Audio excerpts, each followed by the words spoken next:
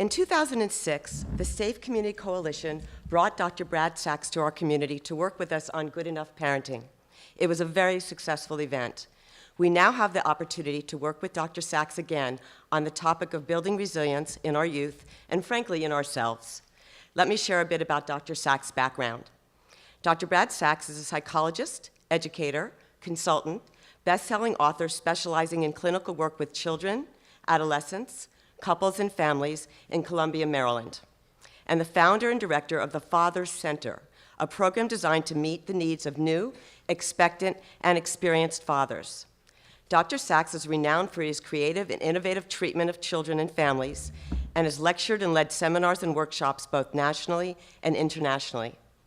He is the author of numerous books, including When No One Understands, Letters to a Teenager on Life, Loss, and the Hard Road to Adulthood, which was based on his between sessions correspondence with a suicidal adolescent whom he was treating, and Emptying the Nest, Launching Your Young Adult Towards Success and Self-Reliance. There's also The Good Enough Child, How to Have an Imperfect Family and Be Perfectly Satisfied, The Good Enough Teen, How to Raise Adolescents with Love and Acceptance, despite how impossible they can be, and Things Just Haven't Been the Same, Making the Transition from Marriage to Parenthood, which was named as an editor's choice by Amazon.com and became its best-selling parenting title that year, which was 2001. His books have been translated into numerous languages, including Spanish, Portuguese, Chinese, Japanese, German, and Danish. Dr. Sachs has been interviewed on over 300 radio and television shows, including NBC's The Today Show, 2020, The Montel Williams Show, The Sally Jesse Raphael Show, and The Diane Rehm Show, to name a few. Dr. Sachs regularly writes articles on family life for magazines such as Redbook, Parenting, Parents, Child, and American Baby. His original poetry has been collected in The Desperate Kingdom of Love, Poems, 2001 to 2004, and Blind Date, Poems of Expectant Fatherhood, and the forthcoming Why Am I Telling You This? Poems from Psychotherapy. Dr. Sachs that's a good one. I'm going to get that one, definitely. Dr. Sachs is also a composer and performer, most recently releasing Hard Tales to Tell, a cycle of 16 original songs based on the stories his patients have told him. Other recording projects include other things. I'm not exactly sure. I'll sing a few. Please do. He is a graduate of Brown University, where he's met his wife, Dr. Karen Meckler, a psychiatrist and medical acupuncturist, and together they have raised 3 adult children and have recently become grandparents for the first time. Please give me a warm community welcome to Dr. Brad Sachs.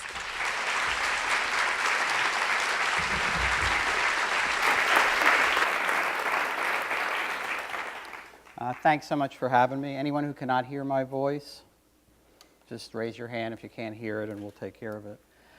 So everything I talk about is going to be presented on the screen up here, and I'm going to email all of the PowerPoint slides to Mimi or to Debbie, so you don't have to take notes or anything if you don't feel like doing it.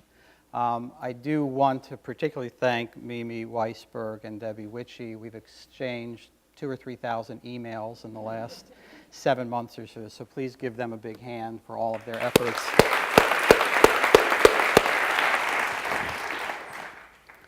So we're going to talk about resilience and working towards authentic success in our youth. And I want to start by pointing out that from my perspective, resilience isn't something that we have to build or have to create, have to orchestrate, or have to engineer.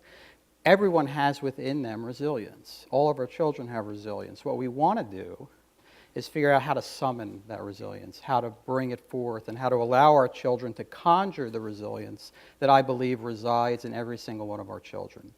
The problem is that we sometimes have difficulty creating the environment, the climate, in which children, adolescents, young adults are going to be best able to summon and call forth that resilience.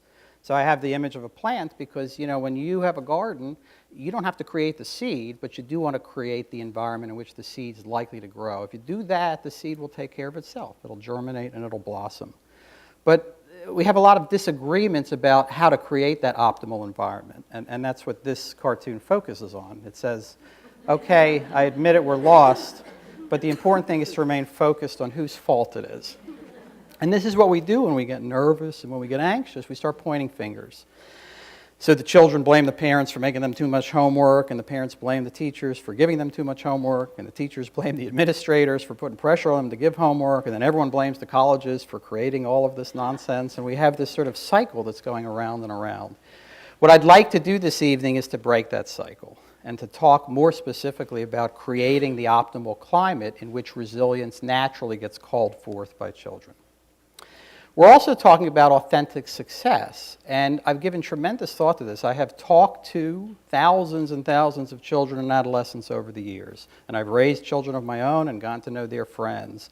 And for the purposes of this talk, I would like to focus on what I see, based on my clinical experience, to be the 6 main attributes, the elemental foundation for what authentic success is, because we want to keep this in mind as our goal and as our paradigm. So from my perspective, all children at every stage must struggle to, 1, know that their life has meaning. That is what we are doing on this planet. We're trying to find meaning. We're the only species that asks the question, why? We sometimes envy other animals, birds fly and dogs take their naps, but no one else asks why but human beings. The second is not just finding meaning, but connecting the meaning of your life with the meaning of other individuals' lives. So we want to raise our children not just to find meaning, but also to help others find meaning and to find ways that their meaning can overlap and intersect with others. Third is to connect that meaning with the universe as a whole. We want our children to look beyond themselves, beyond their friends, beyond their family, to look at the world as a whole and see how that meaning fits in with the rest of the world. Whoa. Let me try that again. The fourth is to make sense of and grow from the pain that they have to endure. Every childhood is filled with a certain amount of pain. No matter how caring you are, how protective you are, how loving you are, how generous you are, it's painful growing up. And what we want children to do is not to protect them from pain or to try to inoculate them against pain, but to understand that there's pain and that there's pain that has wisdom attached to it and lessons to learn from that pain.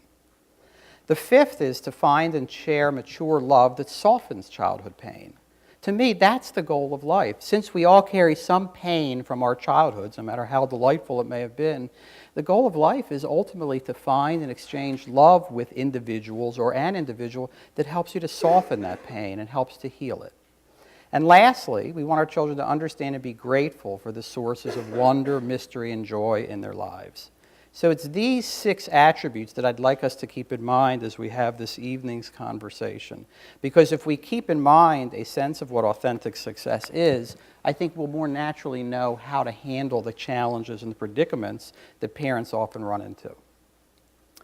So ultimately, authentic success means replacing questions like who must I please or who must I displease or what image do I want to project with why do I do what I do?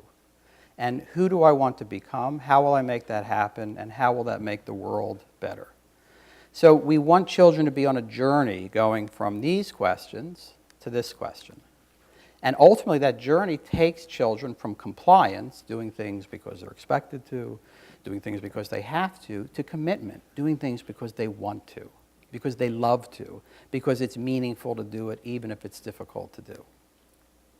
And so if we don't do that, we sometimes wind up as adults living like this, which is first I did things for my parents' approval, then I did things for my parents' disapproval, and now I don't know why I do things. Many children and adolescents grow up like this. They're doing things, and they're doing things well. They're maybe even doing things with virtuosity and excellence, but they don't know why they're doing it. And if you don't know why you're doing it, then life loses meaning. And then you don't have that sense of purposeful living that really is the essence of what authentic success is.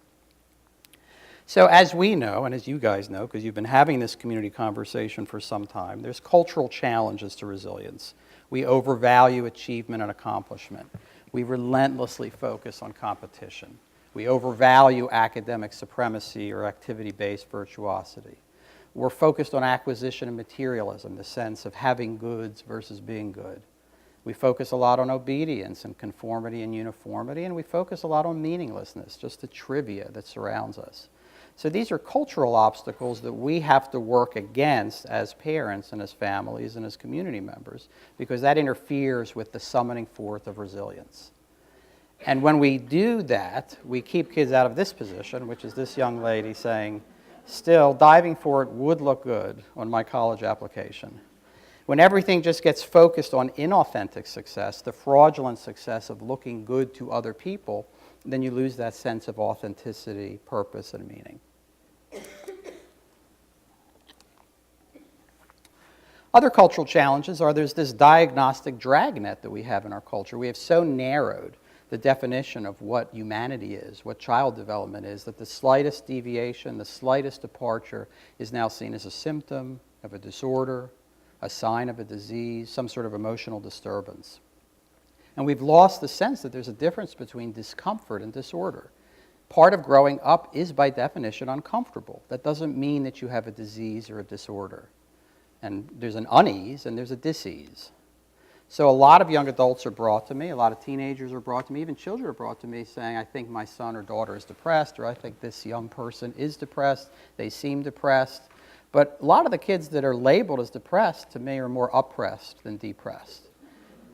And that sense of everyone's expectations weighing down on them and feeling like they're suffocated or asphyxiated in some way creates the pain and the discomfort, but that doesn't mean they have some neurobiological depression, even though such a thing exists. Many times what we see as worrisome or problematic in our children is really a sign of some other process. It's an oppressive process rather than a depressive process.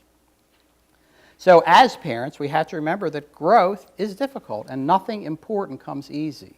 We're not doing our children any favors by trying to buffer or inoculate them against pain and discomfort. We want them to grow from it. We want them to learn from it. We don't want to overwhelm them with it, but we certainly don't want to put them in the position where they do not know how to handle it. Because that's the only way you ever develop a sense of resilience and self-assuredness, is when you know that you can handle adversity in a way. And we don't want to undercut children and adolescents. Yes, they are vulnerable. As they grow, they go through vulnerable stages. And particularly during adolescence, there's a tremendous psychosocial vulnerability that children have. But they also become more resourceful as they grow. And sometimes I think we miss that point too. We're so concerned with how vulnerable they are that we paint them as more fragile than they really are. Again, we did not rise to the top of the food chain on this planet by being fragile and papery thin. We rose because we have the capacity to be resilient. And so we don't want to undermine or undersell our children's capacity to do that. There's parenting challenges to resilience too, creating this environment in which it's summoned. First of all, we have to remember the child is not our child. I mean, yes, we brought him or her into the family through birth, through adoption, through foster care, through step-parenthood, but the child is not there to make us feel good about ourselves and to validate our wishes and our choices. The Good Enough books that I've written, Good Enough Child and Good Enough Teen, focus on this theme. We all have a fantasy child in mind, the child of our dreams who's going to do all the things that we wished we had done or all the things we should have done, and then we get stuck with this reality child, this flesh and blood child who finds innumerable ways to disappoint and disillusion us at various junctures along the developmental spectrum. And what we want to do is not give up on the fantasy or the ideal, because none of us ever do, nor ignore the reality of our child. We want to blend those together to create a sense of a child being good enough. And in our culture, good enough always sounds awful. I don't want to just be good enough. I want to be the best. But a good enough child, in the parent's eyes, is someone who's lovable and valuable simply for being who he or she is, not for being who we want them to be. And kids get that distinction instantly. They know right away if they're being loved and accepted for being who they are rather than who we think they ought to be. So we often expect our children to be what I call our narcissistic ambassadors into the world. They are to carry forth all of our best qualities and mute all of our not so great qualities. And it puts children in this position where a little girl's saying to her mom, I'm not your do-over. And when kids feel like their only choice is to be their parents' do-over, they're not very resilient. They're going to be more brittle, and it's going to be harder for them to find that sense of purpose and direction. So the paradox is the children need us the most when they're actually the least pleasant to be with. When they're disappointing us and disillusioning us and doing things that we disapprove of, that's when, of course, we want nothing to do with them. We want to focus on our niece or our younger sibling or some other child, or we want to fantasize about how wonderful we were when we were children. but that doesn't do them any good. It's when they're at their most difficult, challenging, fractious, confusing, that we have to summon forth our resilience and our compassion and our sense of generosity of spirit to connect with them and stay in contact. So instead of focusing on this sense that children have to perform for us, we want them ultimately to perform for themselves. And we have constantly put children in situations where they're performing for their parents and they're performing for their teachers. And, they lose a sense of, who is this for? I was working with a young adult recently, and he was a terrific lacrosse player. And his father said, I literally have never missed a lacrosse game of his. From the age of 8 till now, he's a senior in high school. I've never missed a lacrosse game. And when I was talking to the son privately, he said, I always liked the fact that my father was that supportive. He said, but it also sucked that he was always there, because I never could come up with my own story about the game, because he was always there seeing the game. And that's part of what we do as we grow up. We construct our story. We construct our narrative. We want to be able to tell that story, even if it's a little embellished, even if it's a little exaggerated. That's part of how we learn who we are. If dad is sitting there at every single lacrosse game, son never gets to come home and say, I really played poorly today, because if the father thought he didn't, no, he didn't, I think you played great. So the sense that they're performing for us is something that we want to relinquish. And what we want to do is promote the sense that they're ultimately performing for themselves, and more significantly, that they're transforming. They don't have to keep performing for us, because the performance doesn't do them any good unless it transforms or transmutes them in some significant way, unless it promotes that search for, that journey towards wholeness and meaning. So this is a child therapy theoretician who I rely on a great deal, named Jerry Seinfeld. And he represents another challenge to creating the environment in which children summon forth resilience, because I was listening to an interview. Do you guys ever watch comedians getting cars and coffee? He does a cable show. And he was asked, what were the first words that you said? Everyone's interested, what was Jerry Seinfeld's first words? And he says, I remember vividly. He says, my first words were, leave me alone. And that's really what children want to a large extent, and we sometimes don't allow them to be left alone enough to get better acquainted with themselves rather than with who we want them to be. And so we have to create that space for children to grow. Life's most important lessons aren't implanted in us. We learn through living. And those lessons are ultimately discovered. They're not taught by someone. If you think about the most difficult lessons that you learned in your life as an adult, it wasn't because someone gave you a sermon or a lecture. It was because you encountered something difficult, something outside of you or something within you. So we don't want to get in the way of children's development. And a lot of child development, from my perspective, is it's kind of we're letting our children grow, but we're keeping them on a leash. And, they can get so far, but there's always that sense that there's that collar around their neck, and we can give it a yank anytime we want. These last 2 books I've written have been focused on working with young adults who have difficulty launching, and this is one of the reasons. When children feel like there's constantly some leash around their neck, collar around their neck, or there's some leash that's pulling them back, they tend not to summon their resilience, their motivation, their ambition, and move forward with their lives. So we have a situation in our culture that's more like this. Mom and dad are sending their son off to college, and they're saying, be afraid to try new things. This is how we want our children to be sometimes, obedient, reporting back to us, faithful, and not necessarily taking the risks that ultimately open up new horizons and new panoramas in their lives. There's a great quote by Thomas Szasz. It says, the proverb warns you should not bite the hand that feeds you, but maybe you should if it prevents you from feeding yourself. And many of us prevent our children from feeding themselves. We don't give them the space and the room to take the risks and make the mistakes that are necessary counterparts to growth and development. I look at artwork through a child and adolescent development lens all the time. And Da Vinci, this is not news to any of you, had this remarkable capacity to convey relatedness between human beings. He was, one of the first artists who could do that. And this picture, Madonna and Child, you can see that the baby is completely receptive, that the baby is this sort of receptacle of the nourishment that the mom is offering him. But Da Vinci knows that just a few months later, developmentally, the child starts to exert agency on the world. And in this picture, the mother, my interpretation of it, is the mother is showing him a little leaf or a little twig, and he's shoving the mom's hand away so he can get a look at it himself. And so a lot takes place just in these few months of development that Da Vinci captured so well. Think about all that's taking place throughout the years of development that our children are in the midst of. So Da Vinci knew something and is telling us something very important, which is children deserve to act on and operate in the world autonomously and independent. And they don't need us shoving things in their face all the time, explaining things and telling them how it needs to be. This sense of overfunctioning really diminishes responsibility because there's a conservation of responsibility in the family. There's only so much, and if the parents take this much, the child's going to have this much. So we want to gradually recalibrate that level of responsibility over time so the child does feel the sense of autonomy and independence. So those are some of the cultural obstacles, parenting obstacles, personal obstacles to building resilience. How, in fact, do we promote the kind of resilience that we want to create, that we want to help our children summon and conjure forth? Well, the first thing is we want to get past this sense of our children as narcissistic ambassadors to the world. And I see adults in children's lives playing two roles. They want to function as a beacon, and a beacon lights the way and gives a child a sense of where he or she might head and what pathways are available to him or her. But we also want to be a mirror at the same time, and we want to reflect back to our child an image of him or her at his or her finest. Because their self-image has a lot to do with how they see themselves reflected in our eyes.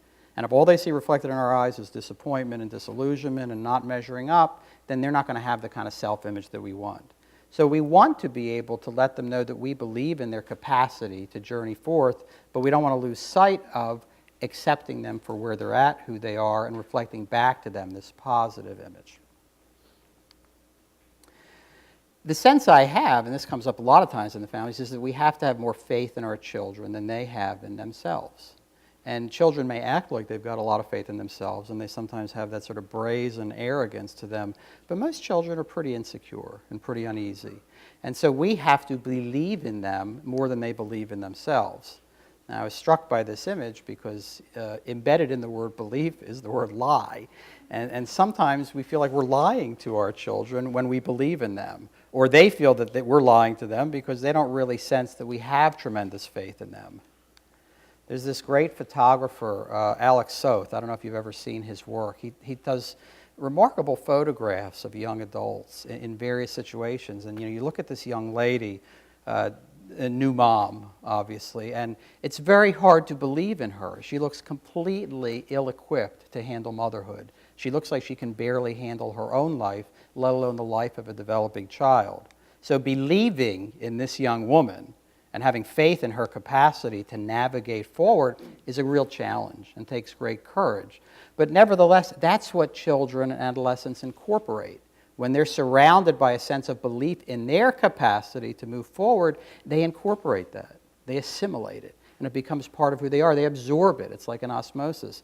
If we're constantly letting them know through our actions, behaviors, and attitudes that we don't really believe in them and we need to tell them what to do or others need to tell them what to do, and then they wind up with a sense that it's really all a lie and there isn't any particular reason for them to believe in themselves. And if you don't believe in yourself, you're not going to experience much authentic success. So we want to remember that it's what we see in them that is what we're going to get from them. If we are able to see with some sort of X-ray vision to their assets, to their attributes, to their strengths and resourcefulness, that's what they're going to call forth. If all we can focus on is how they're not doing enough of this or they're not measuring up according to that yardstick or standard, that compromises their self-image, their capacity to move forward. And the challenge as parents, certainly as teachers, coaches, administrators, is to accept, honor, and love them because of their flaws and limitations, not just in spite of them. And again, children sense that instantly. They sense whether you're just kind of rolling your eyes, putting up with them, or whether you truly are in love with them. And they're incorporating that sense of self-love as a result because of who they are with all of their flaws and limitations, with all of their failures and frailties. And that means releasing children from those unreasonable expectations, those fantasy expectations that are so hard to relinquish, but are really necessary to let go of and to surrender if our children are going to be disentangled and able to move forward with their lives. There's a picture of Alcatraz. And from my perspective, so many of the children and adolescents I work with, they're imprisoned in this Alcatraz of unreasonable expectations or irrelevant expectations. And they don't know how to get out of the prison. We can help them out of the prison by releasing them from those binds and those bonds. One of the other challenges of growing up, which we have to pay close attention to, is they're kind of amphibious as they move through child development. Their job is to become an I, to become a separate person, but they have to maintain that sense of we-ness and that sense of connectedness. And that's a tremendous challenge for most children as they're moving forward, and we don't pay very close attention to the complexity of that challenge as we usher them forth. So here's a picture of Dorothy. Why is Dorothy here? Well, Dorothy's from The Wizard of Oz. And The Wizard of Oz speaks to us. It speaks to every generation because it really tells the story of child development.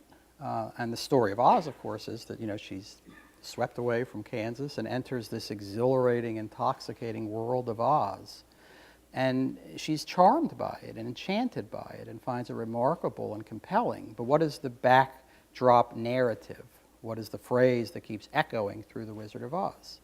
There's no place like home. There's no place like home. Every adolescent, every child even, is struggling with that. Separation, the process of leaving home, that doesn't begin junior year of high school. It doesn't begin when you get your driver's license. It begins at birth. That is the first separation. And everything succeeding from that point is another version or form of separation. And we don't always recognize that in our rearing of our children. This is a portrait by Picasso. It's called Young Woman with Bangs. And Picasso, if you look at his portraits of young adults, you'll see he really captures that sense of longing, that sense of grieving, that sense of angst and pensiveness that accompanies the journey forward. We sometimes look at our children, like I said, as these sort of puppets that have to do exactly what we tell them to do, or maybe we just envy them because they're young and their whole life is in front of us, while ours is starting to look a little foreshortened. But moving ahead with life is a challenging endeavor for every child. So this is frame one of Zitz saying, "There's no place like home, there's no place like home." And this is frame two. How did SAT practice go? So we've kind of condensed this ancient and eternal journey of moving forward with life, this psycho-spiritual pilgrimage that we're all in the midst of, and we turn it into basically, a series of hoops that children have to jump through, which have very little to do with the sense of journeying forward towards a belief in yourself, developing a soulfulness. I'm going to skip that because it doesn't come through. We also at times forget that children need to fight with us. Part of child development necessarily depends upon some friction, some fractiousness, some conflict between parent and child. And in many families I work with, they're working so hard to just get everyone to obey and get everyone to perform and get everyone to behave in a certain restricted way that you lose the spontaneity that essentially is what a conflict entails. So when children are defying us, they're not just defying us because they want to piss us off or because they're irritable. They defy us in order to define themselves. That's how they become their own person. That's how they find a sense of who they are, by bumping up against the parents, the authority figures in their lives. Those of you who read Where the Wild Things Are or read it to your children, that's basically what Where the Wild Things Are is about. Where the Wild Things Are is this kid who's just so angry and so enraged, so indignant with his parents or his parental figure. And he's got to work through that rage and make sense of it. And once he does, he's able to return to the family as a separate person. And again, that's the story that every child, that's why children respond to The Wizard of Oz or to Where the Wild Things Are, because these dark stories acknowledge the pain, acknowledge the complexity, acknowledge how difficult moving forward is. So these adult-child battles are a necessary way for us to acknowledge our attachment to each other, to understand each other, but also to understand ourselves. And when we embark on this kind of conflict, it actually can be very liberating and emancipating. It sometimes gets tiresome, I will grant you that, but it's a necessary component of child development. It's fuel for the developmental journey. And in my practice with the families I work with, what I notice in marriages and in family relationships is the worst fights are usually coming about because everyone's working so hard to avoid a fight. Everyone is so busy, people don't even have the time to fight. Or everyone's so focused on getting things done and getting through the day and getting here and getting there that they don't have the sense to really realize, how are we different from each other? And so we have this kind of sense of one person yelling and the other person's not listening. And both generations feel that, and both generations lose out. Because there's tremendous growth potential for children and for adolescents, but there's tremendous growth potential for the parents of the children and adolescents too. We can grow as well if we embark on a shared journey towards the next chapter in our lives, and that only comes about when there's a certain amount of friction, a certain amount of conflict, a certain amount of intensity in the family. We also can build resilience through understanding. You will see in this picture that the two beings are staring at that fish with different perspectives. The baby is looking at the fish, sort of enamored and intrigued, and cat's thinking it's snack time. So, we have this sort of binocular vision at times, and what we want to do is try to look at our children and their behavior and some of their misbehaviors through a different lens, not just as inconveniencing us or disappointing us or shaming us or embarrassing us, but as telling us something important. And so from my perspective, what we want to remember is that everything that we designate as a child's problem, how they're not performing up to standards, how they're not measuring up, how they're doing things we don't want them to do, it's their effort to solve a problem. And once we shift our focus and try to understand what problem this problem is actually trying to solve, even though kids can't always articulate it, then we're on the same side of the fence with our children, and that creates a sense where we're no longer adversaries, but kind of working on the same team. So when I listen to children, when adolescents come into my office, I'm trying to figure out what problem the problem is trying to solve. And no children, no adolescent, have ever come in and sat down and said these kind of statements to me, but what I'm trying to do is to distill or to condense or to crystallize exactly what problem they're trying to solve and how they're going about it, maybe in a maladaptive or dysfunctional way, but nevertheless trying to solve a problem. So there's a philosophy that every child carries with him or her, and these are some of the philosophies that, if they could put into words, might sound like this. It's important for me to be seen as helpless, so not too much is expected of me. I can't stop acting angry, or everybody will think I've forgotten all the terrible things that have happened to me. I cannot do exactly what is being asked of me because I won't feel or appear like I'm my own person. I will no longer recognize myself if I surrender this problem, no matter how much it works to my disadvantage. If I can't solve a problem on my own, it doesn't count, so there's no point in solving it. I'll feel humiliated if I decide to change and all the adults think I finally come around and tell me I told you so.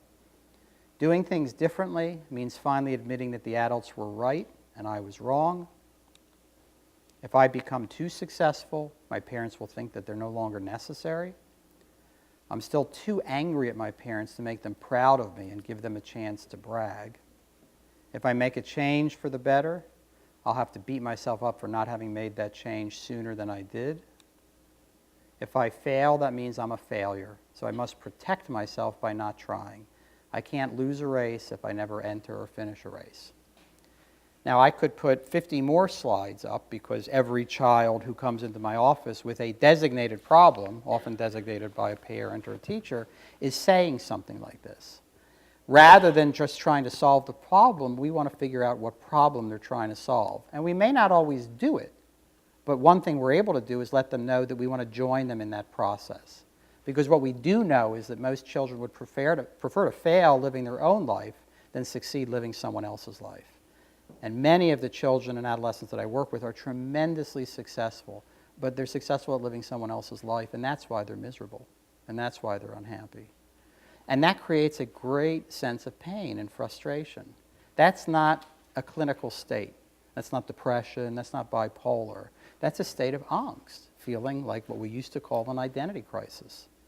And I know in this community there have been suicide attempts over the last several years, as well as completed suicides, which is actually heartbreaking. It's a terrible, terrible thing. But when we create a climate in which children feel as if they're doomed to fail if they try to live their own life, it's very painful. And when children and adolescents make suicide attempts, they're really not trying to end their lives. What they're trying to do is end the pain.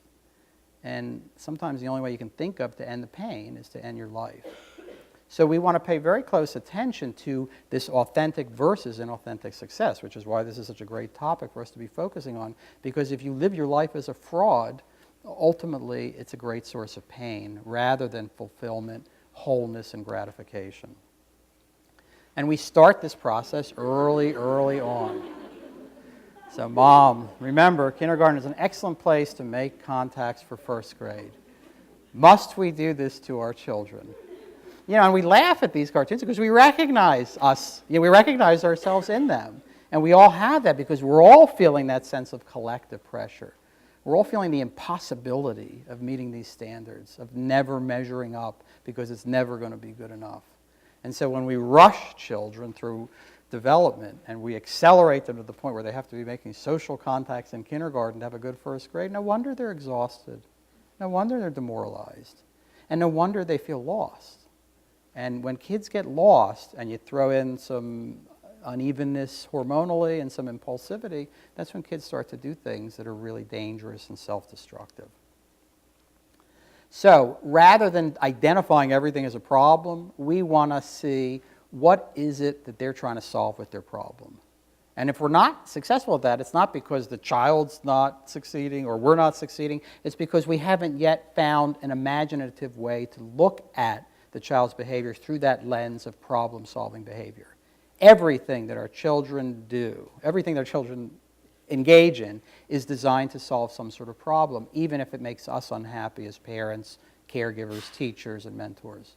We have to join with them and find a way to align with them and support them in finding a better solution to the problem that they're trying to solve.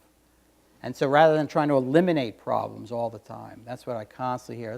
We want to eliminate the underachievement. We want to eliminate the snarky attitude. We want to eliminate, stop, terminate. We want to illuminate it, shed some light on it.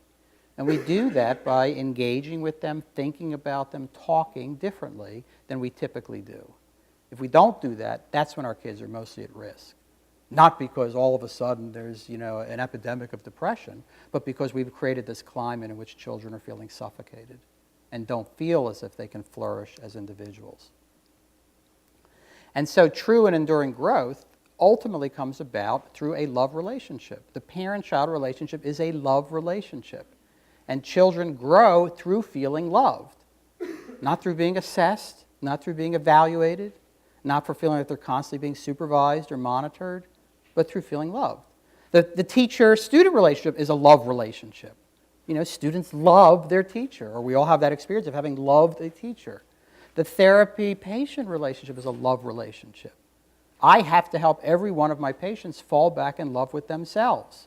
They're in my office because somehow they fell out of love with themselves. And I have to bring that love there. Every meaningful relationship in a child or adolescent's life has to be anchored and rooted on that axis of love. And children, again, instantly know whether it's there or whether it's just lip service of some sort. And the loving relationship, when it takes place between two people, ultimately leads to the kind of healthy self-love rather than narcissism or aggrandizement that carries children forth into loving relationships of their own one day.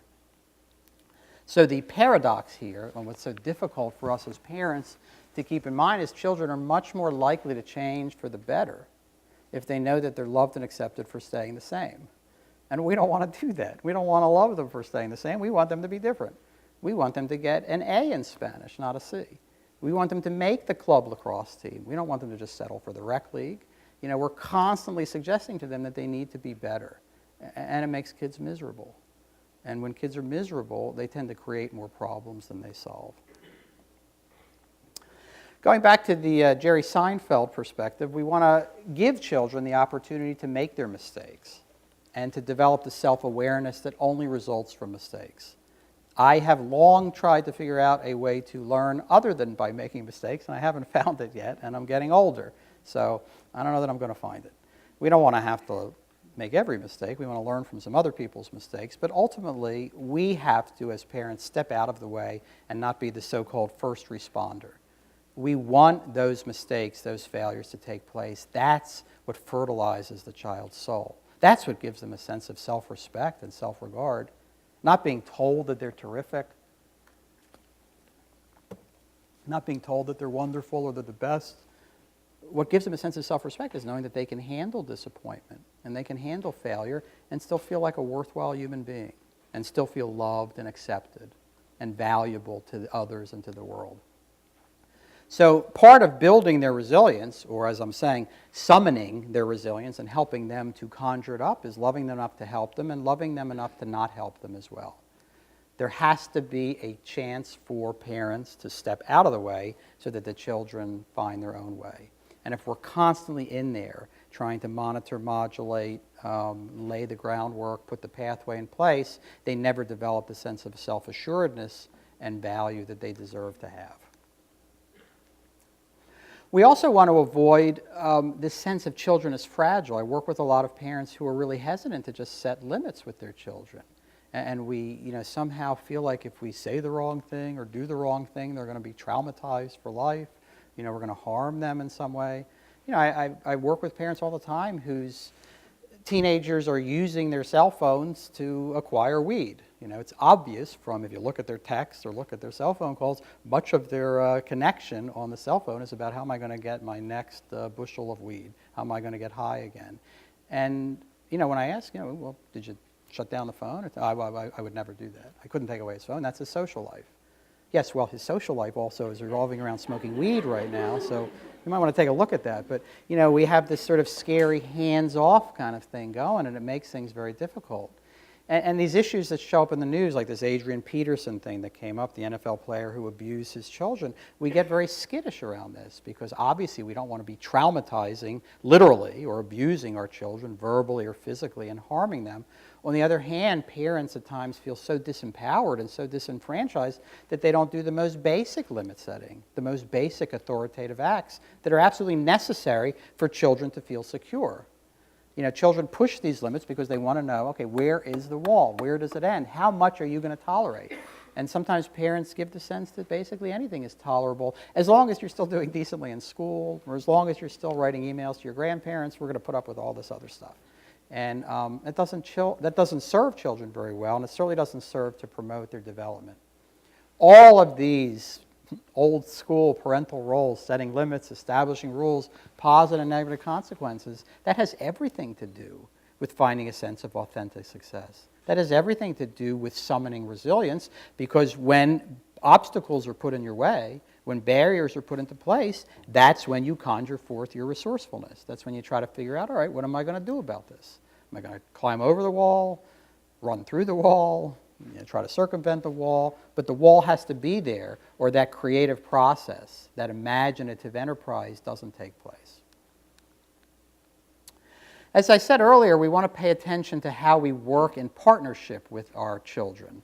And the process of raising children has to be a gradual distribution of three essential qualities. One is power, one is responsibility, and one is freedom. And so many times when I'm working with families, I'm trying to get a sense of where they're at. How is the family distributing power or responsibility or freedom? And is it evolving and shifting in recognition of the child growing up?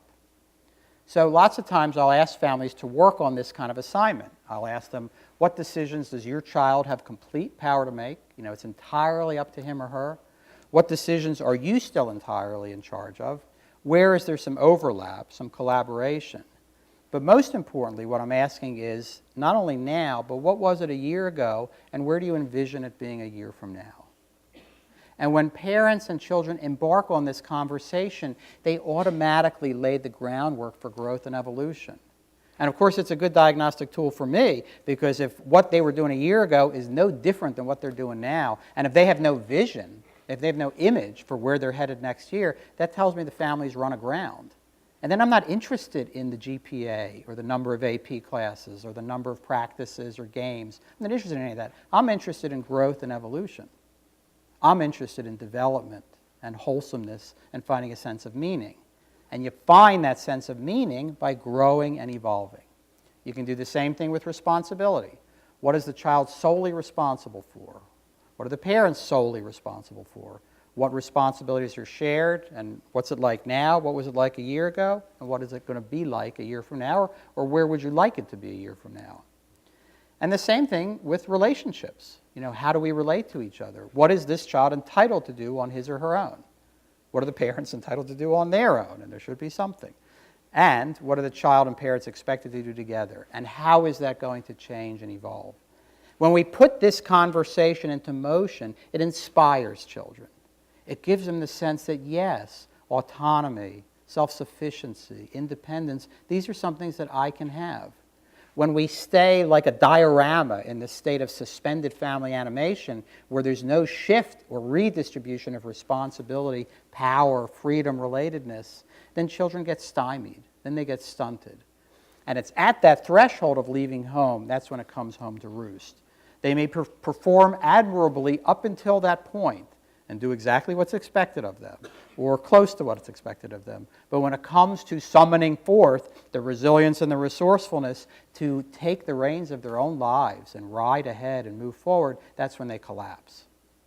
So many young adults return home because the economy is tough or because they're saving money to move out. But a lot of young adults return home is because they've never been prepared. They've never been prepared for the hostile headwinds that's a natural part of adult life. They lived in a greenhouse. They've lived in an incubator. And once they come out of the incubator, they collapse in the face of all of these forces. So when we pay attention to the evolution of the family in these ways, we promote their capacity to cross the threshold towards self-sufficiency, towards self-reliance. We also want to build resilience through better communication. As I said earlier, we've so narrowed the definition of what normal development is that everything's a disorder and a disease. And not only that, every disorder and disease has to be treated in some way, often pharmacologically. So parent-child or parent-teen conversations often get reduced to, yes, I've taken my medication, have you taken your medication? Which it actually is, this cartoon echoes a case that I had, which is actually very similar. It was a mother and a daughter who were not getting along very well. And the mother thought the daughter was irritable, and the daughter thought the mother was impossible. And the pediatrician decided to put the young daughter on, the young lady on Zoloft. And she actually became somewhat less irritable. And the mother was very pleased with that. This is great. Since she's been on the medication, she's not so difficult. But the problem was she started to gain weight on Zoloft, and she wasn't happy about gaining weight on Zoloft, so she went off the Zoloft. And then she started to get irritable again. So the mother said, well, I'm going to go on Zoloft. And the daughter's like, great, go knock yourself out. So the mom consults with the psychiatrist, and she's on Zoloft, and now the daughter's pleased with the mom. She's much better since she's been taking her pills. But what happened? Mom started gaining weight. They had the same response, built kind of similarly metabolically. So mom says, I'm not doing this. I don't want to gain weight. So then they're both fighting again. So rather than have a conversation about their relationship, they made this arrangement where they would rotate being on Zoloft 6 months a year. And right when that weight gain started to kick in, one would go off. And they thought this was perfectly logical, which in fact it is logical. I guess there's a logic to it. But it kind of tells us how far we've come from what happened to talking things out and fighting things out and conversations and learning about each other and growth. No, it's all, this. So many parent-child, parent-teen conversations, as I listen to them, they're like water bugs. Everybody just stays on the surface. Let's just take care of business. Let's just get through the day. Let's just get you to your practice. Let's just get you into a college. Let's just get those interviews done. Whatever it is, everything stays on the surface. It's like a water bug, and there's no depth. And one of my main jobs clinically often is to help deepen things. And when I help families do that, they automatically start to engage with each other and converse in a much more intelligent, intelligible, and sophisticated way. What we lose sight of is that our conversations with our children should be, from my perspective, designed to attract the child's curiosity about why they do what they do. Again, it goes back to what problem are they trying to solve? What issue are they struggling with that is resulting in this problematic behavior? If our conversations don't promote their curiosity about who they are and why they do what they do, then ultimately they're useless. Then basically we're just yapping. And not only we're yapping, we're not promoting their sense of self-awareness. We want them to be thinking, yeah, why do I do what I do? And so when we sort of blurt out these angry comments, how come you're getting a C when everyone says you could be getting an A? That's really a good question to ask. How come you're getting a C when you could be getting an A? But we kind of just leave it there. It's more of a punitive statement or a threatening statement. Or if you don't bring your grades up, you're going to lose your cell phone or whatever it is. We don't pay attention to what process is underneath. Our questions of our children, these conversations, should help them ask and answer these kinds of questions. Who do I become under the expectations that I impose upon myself, and how did I develop those expectations? In other words, what do I expect of myself, and who do I become under the expectations that others and the world impose upon me? Because the world does impose expectations. You can't just float through the world like a helium molecule. You have to be able to meet the world's expectations, but you don't want to lose sight of your own. That creative tension between developing our own expectations and accommodating to the world's expectations, that's the point of child development. And that should be the point of every single parent-child conversation for the most part, or at least the meaningful conversations that we have. And those are the things that we don't talk about. So this curiosity muscle is really underdeveloped for a lot of kids. And when I see them and talk to them, they're not interested in why they do what they do anymore. They've just decided, like that woman in the cartoon, I'm going to do things for their approval to get them off my back, or I'm going to do things for their disapproval to piss them off, but I have no idea why I'm doing any of this. I've lost interest in myself. And you don't want children losing interest in themselves. They should be of tremendous interest to themselves. That's how we grow. That's how we develop. So the basic tenets of this communication have to be built on these attributes. I am here and I hear you. The essential piece is the listening piece. I care about you. I respect your point of view, even if I don't agree with it. I want to understand you and will hang in there in an effort to do so. We're not just going to have some sort of run-and-shoot conversation or touch-and-go conversation. I want to hang in there and figure out, why do you get a C when you could get an A? This interests me as a parent. It really ought to interest you too, and maybe we should talk about that. And last thing, I do know what it's like to not feel heard and understood, because all of us have the experience of relationships in which we don't feel heard or understood, and it's awful. There's nothing worse than feeling like you're misunderstood, misinterpreted, or just not interesting enough to be paid attention to. And we have to convey that to our children. Our interest in them makes them more interested in themselves. And when they're interested in themselves, they tend to do better. That's when they find a source of meaning. That's when they summon their resilience. So rather than just asking the question, what is wrong with him or her? Why is she tormenting me like this? Why won't he do what I ask? What we want to ask is, what is she trying to say with his or her behavior? And that's a long journey, and it takes a long time, but if you start it, it always pays off handsomely. So they're never going to remember everything that you said.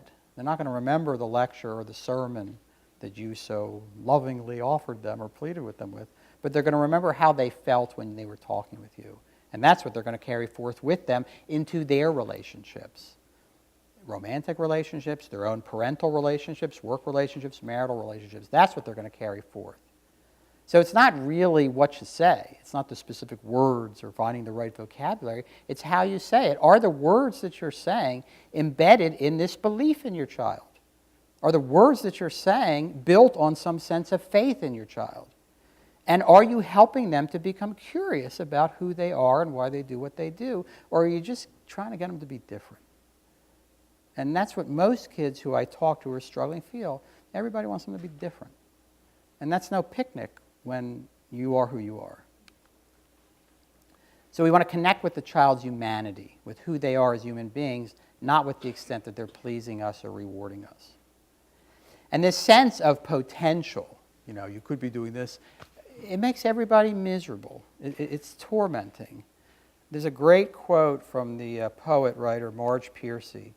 She says, "I love what I cannot be as well as what I am." And we have this sense that we're constantly leading this double life. And it's a peculiarly modern concept that this is who we are, but we have the potential to be that. Up until recently, people didn't live this way. People just, I love myself, and I love the fact that I can't be certain things, but we make our children miserable, we make ourselves miserable with this kind of mythic, misguided belief that somewhere out there is the potential child. It goes back to that narcissistic ambassador, the perfect child, the ideal child who's going to fulfill our and everyone else's wishes, dreams, aspirations, and fantasies. It's burdensome, and it makes everybody unhappy. It's pure torment. I want to finish up with a couple of thoughts, just paying attention to some of the words that we use, because we talk a lot about the stress on adolescents and stress on children, and some of these words we use are problematic from my perspective, because stress ultimately is a physics and engineering term, and it doesn't really have to do with us as human beings. The difference between being a mechanism and being an organism is a very significant one. And so it troubles me. A lot of times I'm asked to talk, could you lecture about stress on adolescents, or could you talk about the stress on children? I understand what we're trying to get at, but let's pay attention to our vocabulary here, because stress is a mechanistic term. And to be fair, so is resilience. I mean, resilience also has its roots in physics and engineering. This is what resilience is in a scientific sense. But that's not really what we have in mind. And when we talk about helping children to summon their resilience and find authentic success, it doesn't have to do with that, or just the sense you just got to bounce back, you just got to deal with things and move on. That's not what resilience is. Resilience is the capacity to break through these limitations and create the life of freedom, liberation, and authentic success. And that requires breaking through certain barriers, not just bouncing back because life gets difficult or life gets hard. So I use phrases like stress and resilience. We built this presentation on the concept of building resilience. I think these terms have value, but they also tell us something about how we see our children. Are they organisms or are they mechanisms? Are we just trying to get them to bounce back in a sort of a bouncing ball kind of sense? Or do we recognize the complexity of growth, the enormity of the grieving that they need to do to move forward? You cannot say hello to adulthood unless you say goodbye to your childhood. It is a time of grief. That's what Dorothy is telling us in The Wizard of Oz. There's tremendous sorrow there. Let's not minimize that, and let's not treat our children as mechanisms rather than organisms. Martin Buber has this lovely quote. It says, "All journeys have secret destinations of which the traveler is unaware." As parents, I sometimes hear there's an absence of that mystery. There's this absence of a sense of wonder. And isn't that what life really should be about? Isn't it really an extraordinary pilgrimage? Isn't it really a remarkable and unique journey forward? It doesn't have to do with how many AP classes you take. It doesn't have to do with what college you go to or whether you're the first violin in the orchestra. There are destinations that we all deserve to travel, that our children deserve to travel, that we don't know about and they don't know about. But if we too tightly narrow and restrict and circumscribe the nature of their journey, then they lose out on that sense of mystery. They lose out on that sense of wonder. And we don't like mystery in our culture. We got to have answers to everything. Or we got to assume that technology will solve all of the problems that we have. It'll solve a lot of problems, but it's not going to solve the elemental existential ones. And everything that we do as parents should be ushering forth that sense of the journey towards which the traveler is unaware. We don't know and they don't know. But when we're open to that mystery and that wonder and those uncharted horizons, life takes on a very different feel. It drains it of some of that tension and restrictedness. It enables us to live our life more fully. And that's ultimately what a sense of authentic success is. A lot of times when I'm working with suicidal adolescents, when I'm working with really struggling children, I'll tell them, they're the two most important days in your life. The first one is the day that you were born. What's the second one? The second one is the day you figured out why you were born. Every kid's got to figure that out. Every adult has to figure that out. And it's not enough to just be born. It's not enough to just achieve. It's not enough to just be accomplished or a virtuoso either. Even if you don't know why you were born, if you don't know what you're doing here, that's when children run aground. And then we sort of are mystified and, we provided them with all these resources, or we did all these things for our children, or we have this wonderful community with all of these possibilities and all of these activities. Well, if there's no sense of why, if there's no sense of what am I doing here, that's when kids start to get unhinged and untethered. And that's when they get most worrisome. And that's when they get most worried. So Nietzsche's quote, "He who has a why to live can bear almost any how." There's your resilience right there. If you have a sense of why you're here, where you're headed, what your purpose is, you can summon forth tremendous resilience. Your children will summon forth and call forth abundant resourcefulness.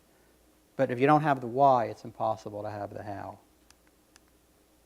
And so ultimately we want to convey to our children it's not what you do, it's not what you have, but it's who you are as a person and how you love that matters.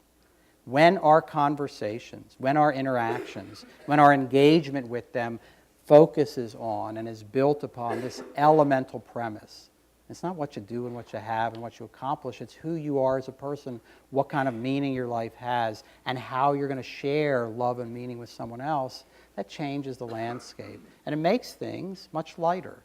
And we all deserve to have a little bit of lightness. Life is tough enough and presents us with enough adversity and challenge without us having to create undue difficulties ourselves.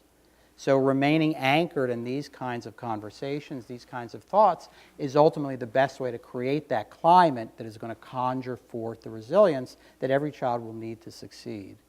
But their success will be much more authentic than inauthentic, and it'll feel like it's their own rather than someone else's. And once they feel like it's their own, they're going to do fine. So that's the end of the presentation part of this evening, and I assume we're going to move into question and answer at this point. I'm looking for... Oh, okay, good. Thank you. Our first one, Dr. Sachs, is when you're not feeling unconditional love towards your child, what are some ways to tap into it? Well, this unconditional love concept, I think, is appealing, but I'm not sure it actually exists for most of us. And I don't think it's unrealistic to feel impatient or irritable or frustrated with your children. Like I said, we all have these expectations of our children and this fantasy child, and then we're stuck with this child who is made of flesh and blood and kind of dances on the grave of the fantasy child. So I think the first thing to do is maybe be a little bit more patient with yourself about not feeling unconditional love, since I think that's a elusive concept that most of us don't live very well and don't embody. Also, to pay close attention to the ways in which your child is disappointing or disillusioning you and seeing if it's some echo within you.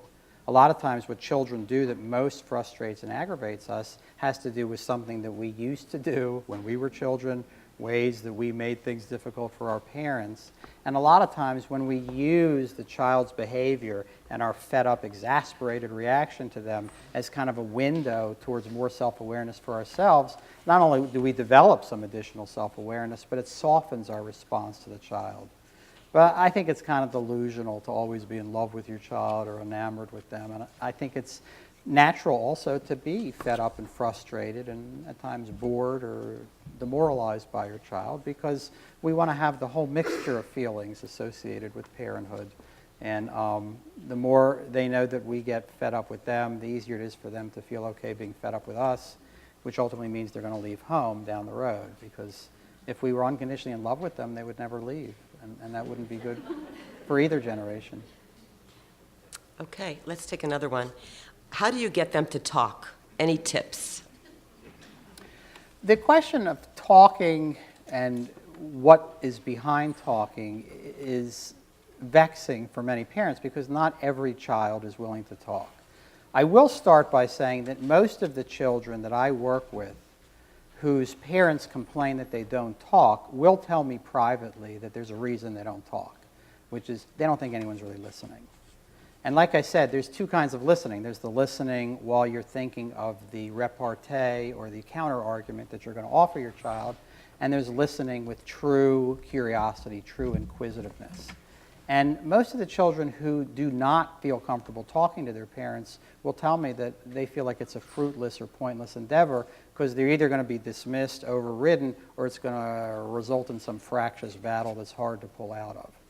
On the flip side, I think it's fair to say that not everybody is comfortable verbally and not everyone is comfortable being extroverted or engaging in conversation. But there's still ways to promote the conversation between parent and child. But the other piece that I want you to remember as well, which we focus on a bit, is ultimately their job is not to converse with you. Their job is to converse with themselves. It's the interior conversation that results in growth. It doesn't have to be or even need to be a transaction between parent and child, with them nodding and responding and this sort of thrust and parry that often takes place between parents and children. If questions that you ask them or comments that you make sponsor or promote some sense of curiosity, some conversation within themselves, then that's a useful conversation right there, even though you may never hear a word of it. So A, I would make sure that you're listening as wholeheartedly and full-bodiedly as possible. And B, don't get locked into it having to be an actual verbal interchange. If you write your son or daughter a note and leave it on their bed or send them a text or an email or whatever that brings up some of these issues and puts them on the table, that's often enough. Children will run with that. And you might want to think about that when you go home this evening or just over the course of the next week. How many of my comments, how many of my statements, how many of my questions have to do with attracting my child's curiosity about why he or she does what he or she does, or finding a sense of meaning, and how much of it just have to do with taking care of business? And there's got to be a percentage that is taking care of business. I'm not saying everything has to be an existential philosophical conversation. I didn't live that way, and I'm sure you guys don't either. But you don't want your conversation, your interaction to be completely bleached, completely absent of that kind of anchored focus on what does this have to do with life's meaning? And why are we talking about this, and is this valuable? And are you curious about why you're doing what you're doing? And if not, why aren't you curious? How can I make you more interested in yourself? When we take that tack, children do get it instantly. It's unmistakable. I see it every day. So it doesn't have to be elaborate, and it doesn't have to be articulate, it doesn't have to be eloquent, but it has to be anchored in a sense that you're genuinely interested in and curious about that child, and ultimately your job is promoting that internal conversation. It doesn't have to take place with you. And it's not magic. And it's not magic. We can all learn it. Right, exactly. Another interesting question. High-powered dads don't always know how to show unconditional love or acceptance. How can we help them to do that? I wonder if a mom or a dad wrote the question. I cannot tell by the handwriting.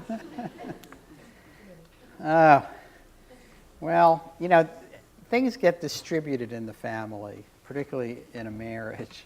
And sometimes one partner carries more worry than the other partner. Sometimes one partner carries more of the ambition than the other partner. And that's one of the interesting and neat things about a marriage, is that sort of ebb and flow of how all of these responsibilities are handled. There's obviously great value in any parent, male or female, being ambitious and focusing on his or her aspirations. But the question is, to what purpose? Is this high-powered, driven intensity resulting in a life of meaning and purpose and helping other people with a life of meaning or purpose, or is it somehow derailing that sense of purpose? And when I lecture, I do a lot of lectures with adolescents and teenagers about moral development and how to develop an ethical compass.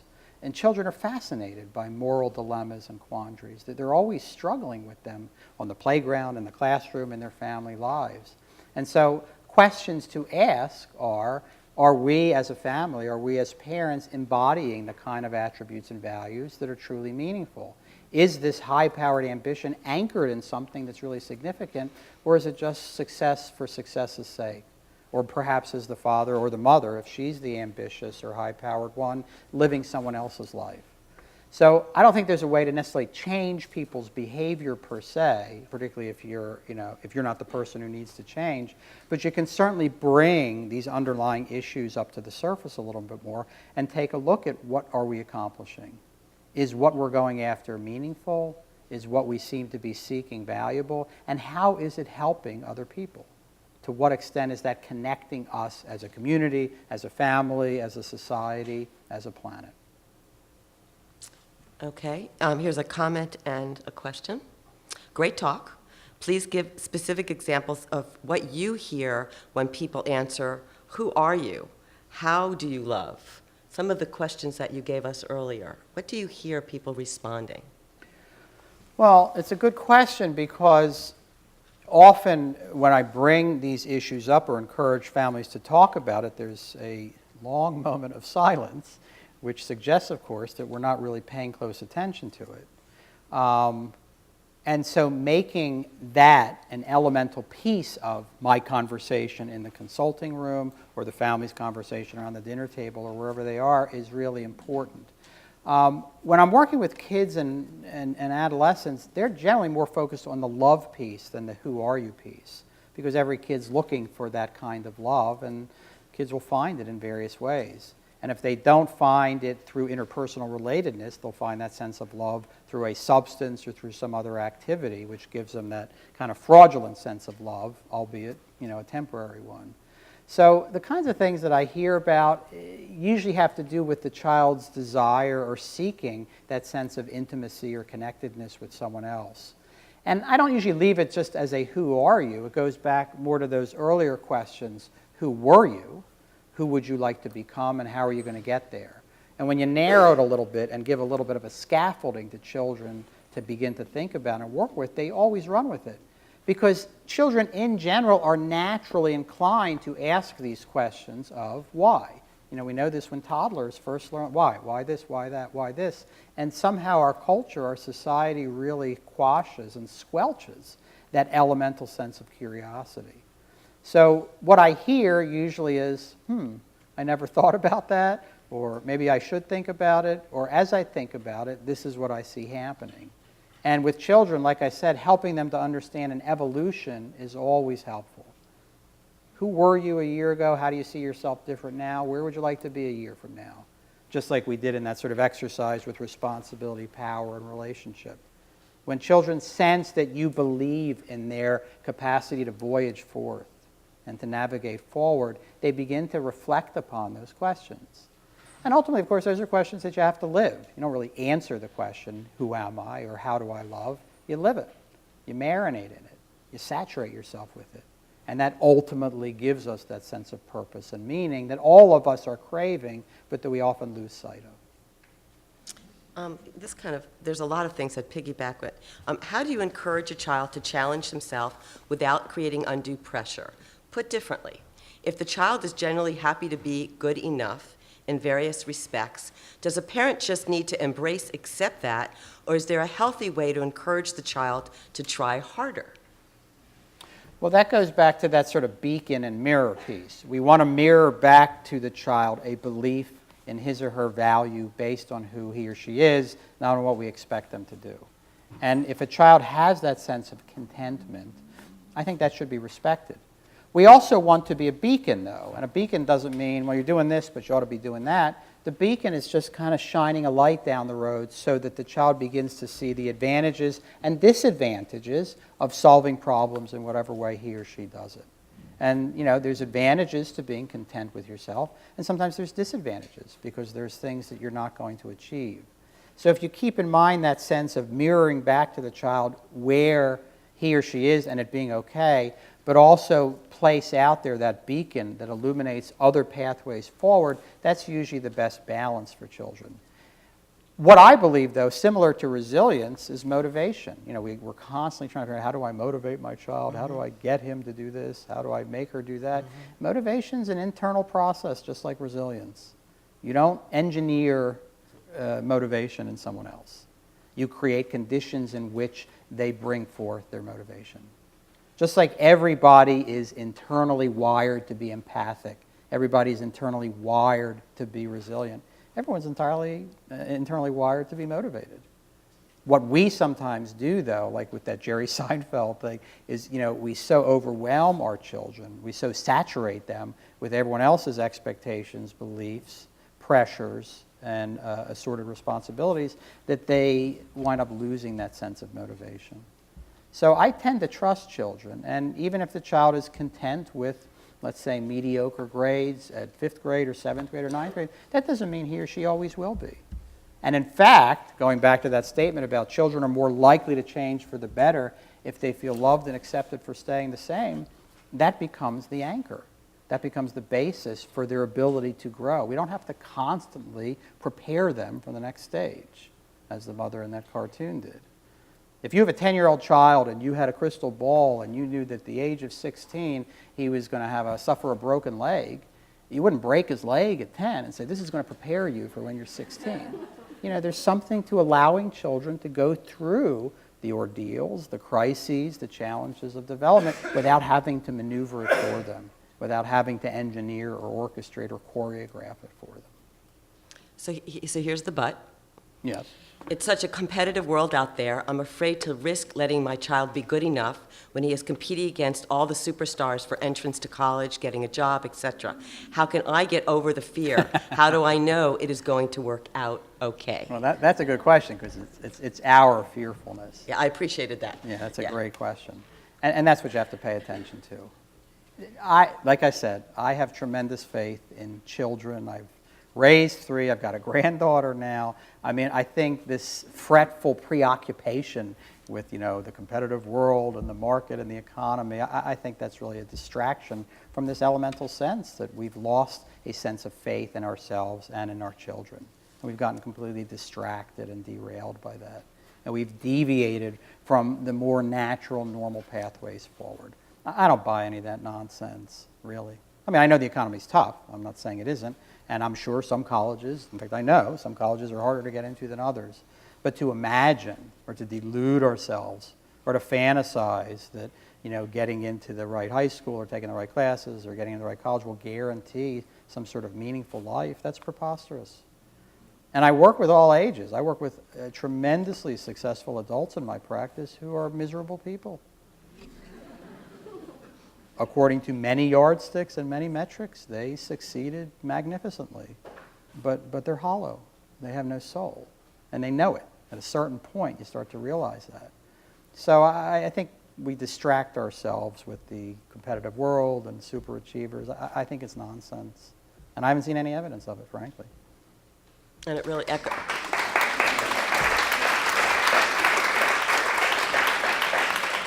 And it really echoes the theme that Dr. Levine spoke about as well. Yeah. Dr. Levine and I are old friends, so we speak some of the same language. So you may have heard some of what I was saying and what she said, and vice versa. It's the bigger risk. The risk is not under-preparing children. The bigger risk is deluding ourselves into thinking that these hallmarks of success really are meaningful, and they're not. And sometimes we seem to veer farther and farther away from it. What if your elementary school child feels sad and lonely and doesn't have any friends? It makes her feel sad and lonely and not worthy. Those are the kind of conversations you want to have. Tell me about your sadness. Tell me about when do you feel lonely? This is when I feel lonely. Because you don't want kids to feel alone with that sort of stuff either. You want them to know that you felt something similar to what they have felt, which most of us have. The range of human experiences, most of us have been through a lot of it ourselves. That sense of being curious, tell me about it. I want to hear about your sadness. That automatically changes it from, this is a problem that I'm trying to solve for my child, or that he or she better solve, to, what about becoming better acquainted with some of that sadness? Or what about being on friendlier terms with your loneliness? This sense that we have to propel our children like, rocket launchers through child development and bypass all of that doesn't serve them very well. The child's sad. Listen to them talk about their sadness. Don't try to talk them out of it. Don't try to convince them that they shouldn't be sad. Why are you sad? We've done all these things for you. If you were a better friend, you'd have more friends. I don't think that's very helpful. We have to do a lot of tongue biting as parents because, we want to just grab them and say, just do what I've learned to do. But They have to go through it themselves. So, as I said at the very beginning, what are the attributes of authentic success? Making sense of childhood pain is one of the essential attributes of authentic success. There's an unsolvable pain to childhood. We can't forget that. We want to forget it because we had to live through it and we don't want to relive it again. That's one of the things that makes it difficult. I got through this. I don't want to have to revisit it with you. You're supposed to have a better life than I have. But if we pay attention to and acknowledge that unsolvable pain and realize there's ways to grow from it, there's ways to endure it, there's ways to allow pain to deepen us and soften us and humanize us, when we do those things, then pain begins to have meaning. It has a purpose. It's not just something to overcome. It becomes something that makes us more whole and more complete. And then we're more likely to have the love relationships as adults that help to soften and heal that pain and leave it in the past. That really dovetails this next question. I can't let go of a bad experience from the past, even though she says it won't happen again, and that I can trust her now, but I don't, with a very sad face. Well, read that again. Yeah. I want to make sure I get that one. The parent is saying, I can't let go, I can't let go a bad experience from the past, even though she says it won't happen again, and that I can't trust her now, that I can trust her now. Ma, trust me. But the ma doesn't, or dad doesn't. What do I do? Well, one thing is, depending on how old the child is, talk about how hard it is to trust. One thing, we often underestimate our children and we feel like we have to have all the answers and we have to know what to say. And I think it's very relieving for children to know that we struggle too. That at times we feel befuddled or bewildered or uncertain. That's very relieving for children to hear because, even though they're constantly swatting at us and fighting with us, they see us as these 10-foot-tall monuments who are sort of immutable and invincible, and we're not. And so when we lower ourselves, they don't have to work so hard to lower us. And so it's fair to share with a child, part of me feels like I really ought to have faith in you and believe in you, and part of me is having a hard time doing this. And can we talk about that? Can we talk about things you might do that would help to reassure me, and maybe things I could do that might be reassuring to you? We don't have to just provide answers for our children. We can provide questions and quandaries as well. And like I said, it relieves them of feeling like they're puny and small and insignificant. This is a grown-up who I idealize and can't imagine ever measuring up to. He or she's got some quandaries and dilemmas too. Maybe I don't feel so alone all of a sudden. That changes the whole dynamic of the family. Also, I think that we may not trust our child in one part of their lives or in some certain activities, but there's many that we do trust, and to be able to distinguish and differentiate. Absolutely. Yes. My teen immediately takes our conversations or comments as personal criticism or an affront when I'm trying to provide helpful feedback. How do I communicate with my teen so that he or she will hear me and not overreact and or misinterpret the message? I think you're having a little resonance here. Well, again, as I said a moment ago, the advantage of children getting older is they become more cognitively sophisticated, and so you can have these kinds of conversations with them. I feel as if almost anything that I say is experienced by you as an assault or an insult or an intrusion. What is it that I'm doing that's conveying that, and what might I do differently that would make it easier for you? Just an acknowledgement of that state rather than trying to find another strategy or just, throwing your hands up and being pissed off, that again changes automatically the choreography of your relationship with the teen. I would like to be able to talk to you and have you hear what I'm saying without it feeling like an intrusion, but somehow that's not happening. What might I do differently? Am I listening carefully enough to you? Do you feel like I'm giving you a chance to have your say? Or do you feel like I'm just preparing my counter-argument to what you're saying?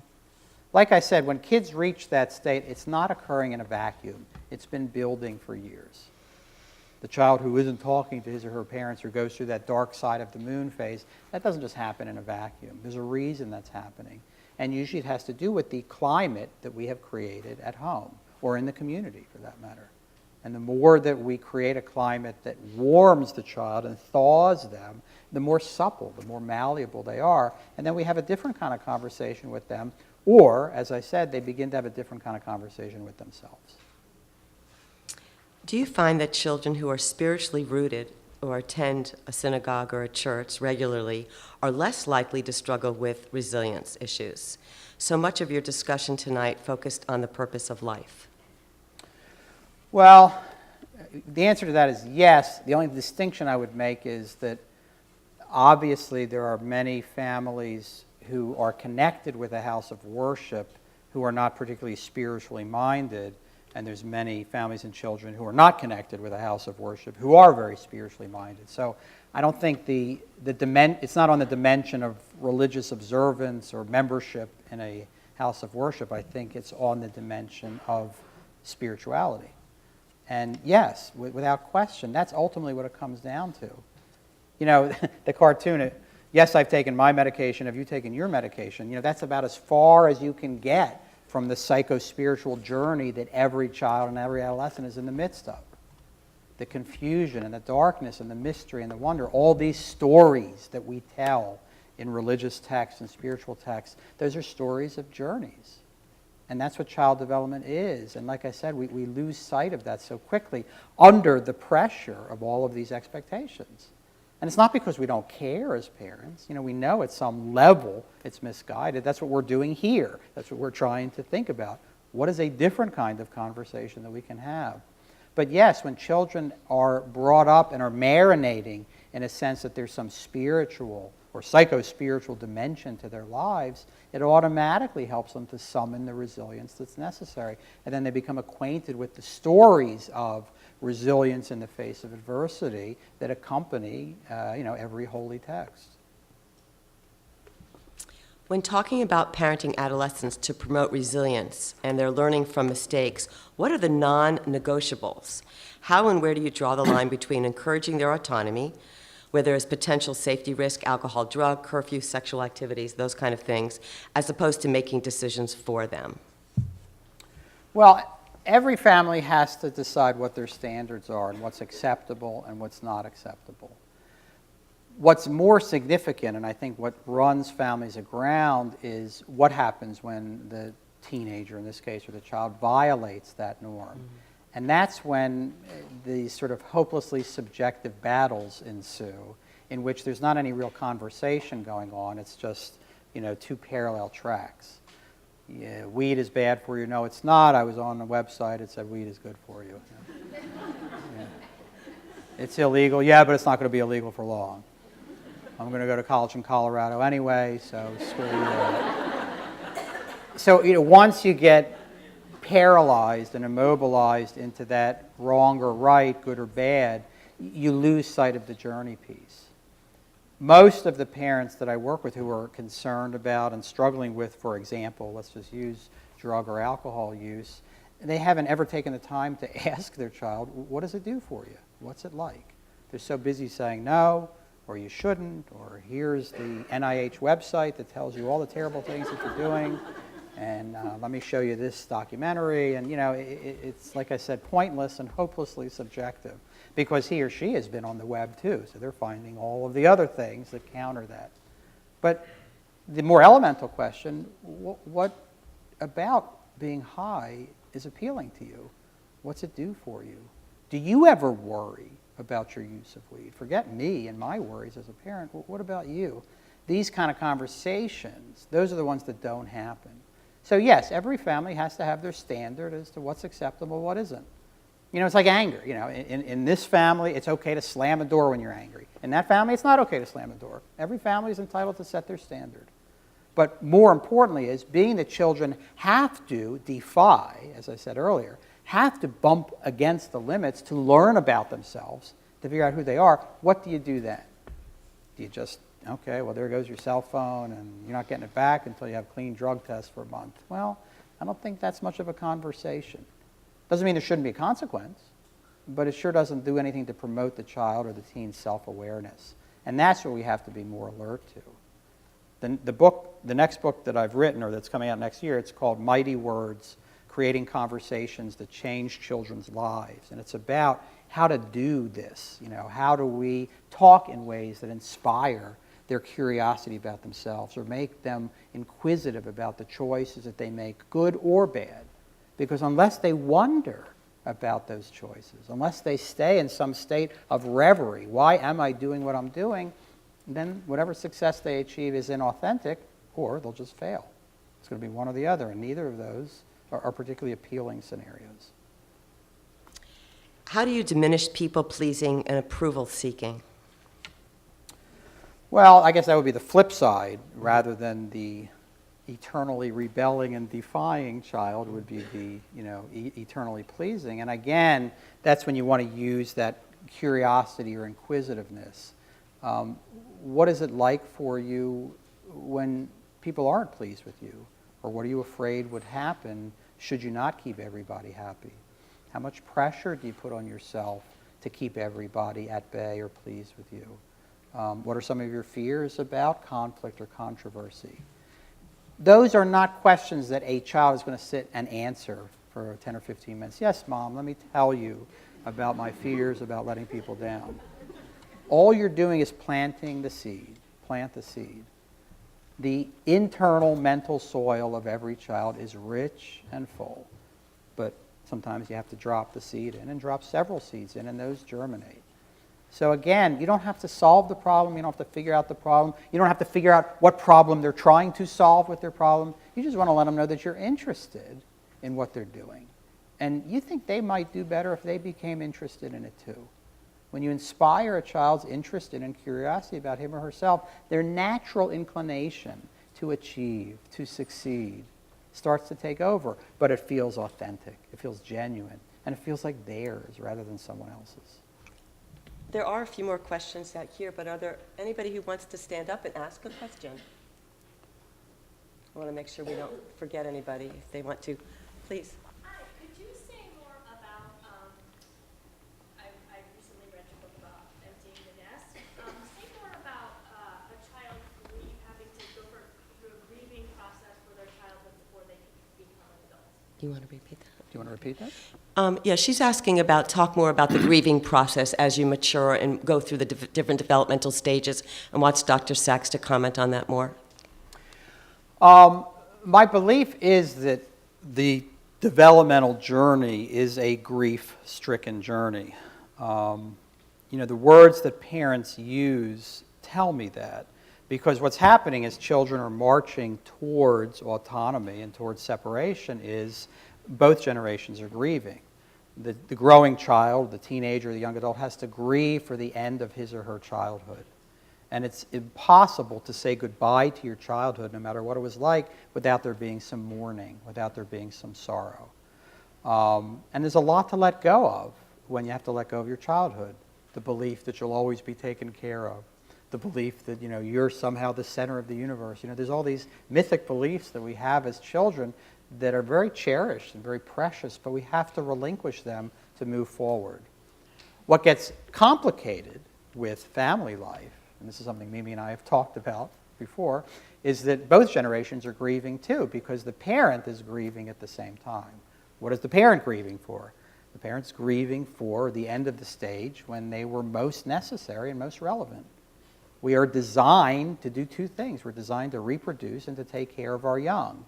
And when we're done reproducing and done taking care of our young, then we need to grieve, because we're no longer as relevant and necessary as we initially were when we were raising children. And that's sometimes why parents have a hard time letting go, is because they're afraid to do their grieving. Since grieving is ultimately a liberating process. When we grieve, when we march through the grieving, we free ourselves, we emancipate ourselves. We don't stay stuck. So when children are allowed to grieve and say goodbye to the childhood that they had in preparation for their adulthood, and when parents are allowed to grieve and understand that they're entitled to that bittersweet wistfulness associated with children leaving them behind, the family feels some sorrow and feels some loss, but they also then have the capacity to move forward and to recreate or create the next chapter in their lives. And in our culture, we do not speak the language of grief. We have no interest in that. All we want to do is focus on how many classes you've taken that are going to show this college that you're a good student, and are you working hard enough at your wrestling because I think you could put in another hour. You know, those have nothing to do with the grieving process that's necessary.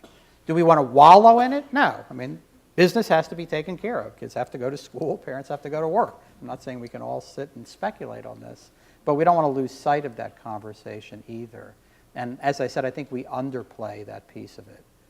And I see that as the elemental basis for the suicidal behavior in children and adolescents. I think it's because they're not allowed to grieve. And when you're not allowed to grieve, you get into that very dark, self-destructive, asphyxiating place, which feels like it has no exit. You start to feel despair. Grieving, when walked through, frees us. If you don't grieve, then you wind up with anguish or despair. That's when you start to feel hopeless. And when kids start to feel hopeless, that's when they do very dangerous things to others or to themselves. We have other questions, and Brad has agreed, Dr. Sachs has agreed to work with us throughout the year, and he's going to do a little bit of a call to action for all of us to do some thinking about how we can work with this, in particular, how the schools can be of help, how we as parents, what can we take away that we can start to do right now? Yes. And give you a chance to close up, and then Susan will finish up. Sure. Well, first of all, what's happening here tonight is exactly what has to happen. We want to find meaning in our lives, in our children's lives, but we want to connect that meaning with other people's lives. And that only happens communally. So the fact that this community makes this kind of conversation a priority already suggests that you're well ahead of the game, and the kind of leadership that I've heard about here, I think, really is exemplary. And we're creating, in this larger context, the kind of conversation that we want our children to be engaged with. You know, a lot of times I'm brought into communities or school systems where bullying has been a problem. And, you know, and everyone's trying to figure out what to do with the bullies, what to do with the bullies. The bullying never occurs in a vacuum. When I work with communities where bullying has been a significant issue, there's a lot of bullying going on. The administrators are bullying the teachers. The coaches are bullying the athletes. The teachers are bullying the parents. You know, there's bullying all over. And then the manifestation of it, the symptom of it, is the playground bullying or the bullying that takes place in cyberspace. So when you have this kind of larger collective communal conversation, you're already deepening the possibility and enhancing the likelihood that these conversations can kind of filter down. But you also want to make it not just a communal effort, you want to make it a personal and interpersonal effort too. And that's why I think it would be useful for everyone to be conscious of and thoughtful of what is it that I say and what is it that I ask of my children or of my students or of my athletes or whatever role you play, and how much of it displays or reveals some genuine interest in and curiosity about why children do what they do. And how much of what I espouse and how much of what I talk about and focus on has to do with a life of meaning and authentic success rather than performance. Am I interested in a child's transformation, or am I interested in just a performance? I'm interested in the journey towards wholeness and completion, or am I really just interested in achievement and accomplishment? And what do I do or say or not do or not say that conveys these messages? Often just taking note of and observing yourself, stepping out of yourself in your interpersonal interactions with other parents, with your spouse, with children. That's, like I said, all it takes, because then we automatically make these adjustments. Since all of us intuitively want to find a life of meaning and feel better when we have a sense of purpose, sometimes all it takes is just a little bit of self-reflection and care. So I do think it would be useful to just do some observing, maybe for the next several days, of what you say, what you don't say, what you convey or what you don't convey to your children, and see how much of it is designed or successful at eliciting or engendering their curiosity about themselves, and how much of it is anchored in creating a life of purpose, meaning, and authentic success rather than obedience, conformity, achievement, and accomplishment. And then based on what you observe about yourselves, see if it starts to make a difference in the conversations. And see if maybe your children start to listen or reveal something or display something that maybe you hadn't noticed before. They have the readiness. They have the natural urge to seek that out. Our question is, are we creating the environment, the ecology in which that's taking place? We sometimes have a very enriched environment materially, but I hear a lot of impoverished environment when it comes to this kind of development and these kinds of issues. And that poverty is undeserved. It's not necessary, and I think it's avoidable. So that would be my suggestion, and as Mimi said, well, as everyone has said, I'm up the road and I'm not that far away, so we can continue this conversation, virtually or in person and in other ways. But I do really thank all of you for having me here, and thanks SAFE for doing such fine work, and thanks for hanging in there with all the PowerPoint slides.